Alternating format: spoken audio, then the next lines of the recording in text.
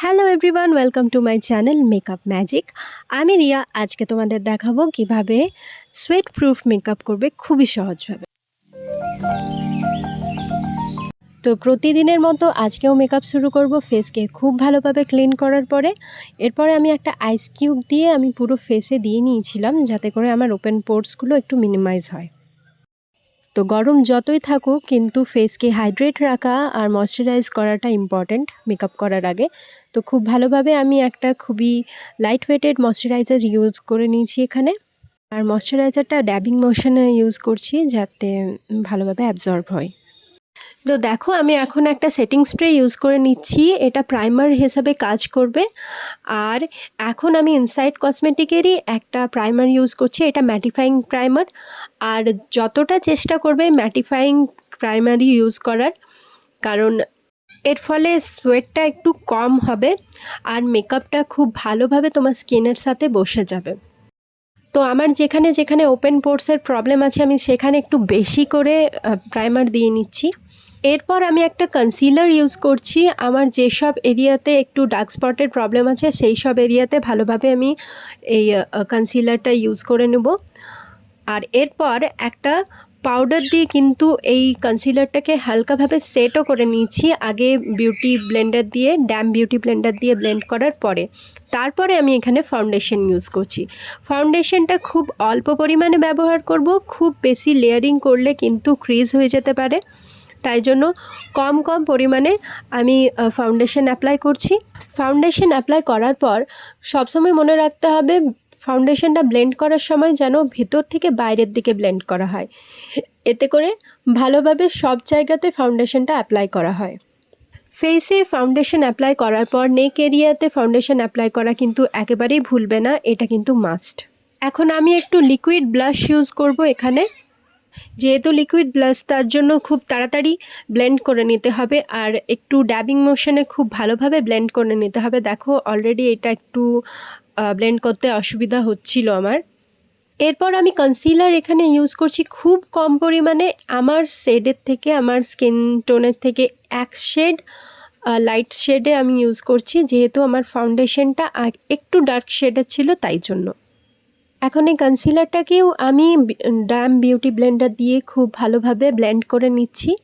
দেখো, একদমই ড্র্যাগ মোশনে আমি করিনি। এরপর যে কোনো ট্রান্সলুসেন্ট পাউডার বা বানানা পাউডার দিয়ে তুমি নিজের মেকআপটাকে সেট করে নিতে পারো এভাবে।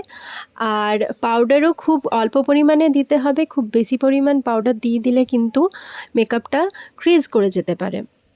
এখন আমি সুইস বিউটির প্যালেট থেকে ব্লাশ ইউজ করছি। এই ব্লাশটা খুবই পিগমেন্টেড। এই ব্লাশ প্যালেটটার মধ্যে তোমরা পাউডার কন্ট্রোলিং পেয়ে যাচ্ছ, হাইলাইটার পেয়ে যাচ্ছ, আর একটা পিচ শেডের ব্লাশও পেয়ে যাচ্ছ।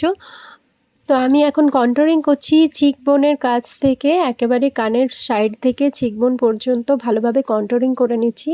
তো তোমরা ডিফারেন্সটা দেখতেই পাচ্ছ, এক সাইডটা কীরকম আছে আর অন্য সাইডটা একটু হলেও আমার কন্ট্রোলিংটা বোঝা যাচ্ছে।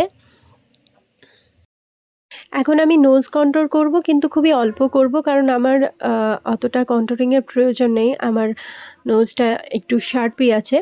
এরপর আবারও আমি ভালো করে সেটিং স্প্রে দিয়ে খুব ভালোভাবে সেট করে নেব আমার বেসটাকে।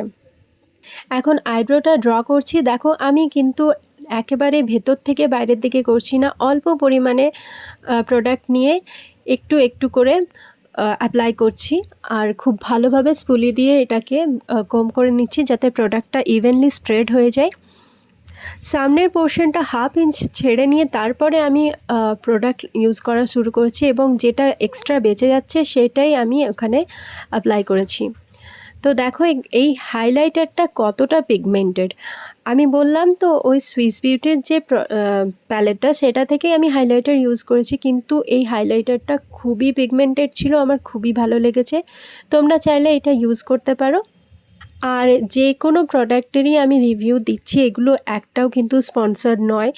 এগুলো আমার অনেস্ট রিভিউ। তোমরা যদি চাও তাহলে এগুলো ব্যবহার করতেই পারো। খুবই অ্যাফোর্ডেবল, খুবই পিগমেন্টেড। তোমরা চাইলে এগুলো বিগিনার্সদের জন্য ইউজ করতেই পারো।